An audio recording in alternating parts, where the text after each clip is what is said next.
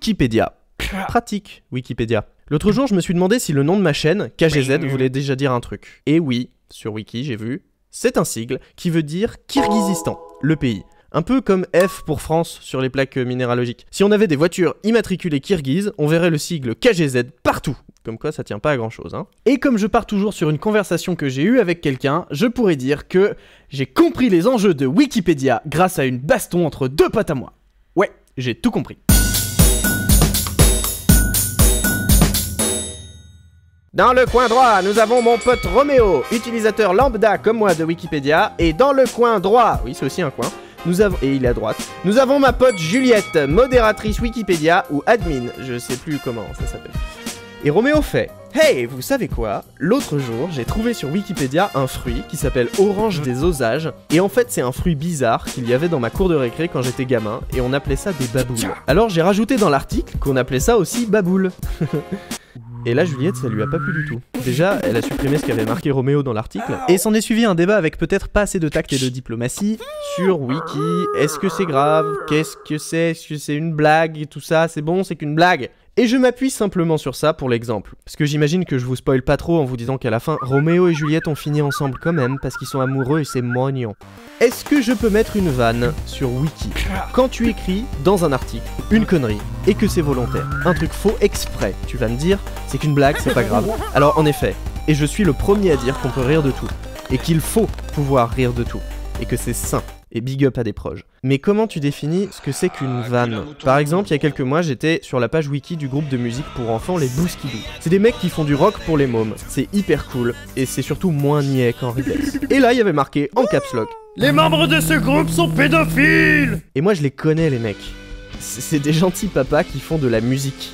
En plus en caps lock quoi, faute de goût. Pour moi, ça ressemble à une vanne stupide d'un gamin de 12 ans. Ou alors, c'est quelqu'un qui est dérangé mentalement. Mais à ce moment-là, c'est plus vraiment une blague. Parce que si c'est un trentenaire, en pleine possession de ses moyens, c'est grave. Et c'est plus du tout une blague. Parce que si quelqu'un va sur Wikipédia et regarde les infos, il va se dire: waouh, les membres de ce groupe sont pédophiles. Alors pourquoi j'ai l'impression que c'est grave? Parce que Wiki c'est une encyclopédie. Et si tu vas à la Fnac et que tu écris un truc pour déconner dans un dictionnaire en rayon, bah tu te fais virer par les vendeurs, ils jettent le dico, tu peux raconter ça à tes potes.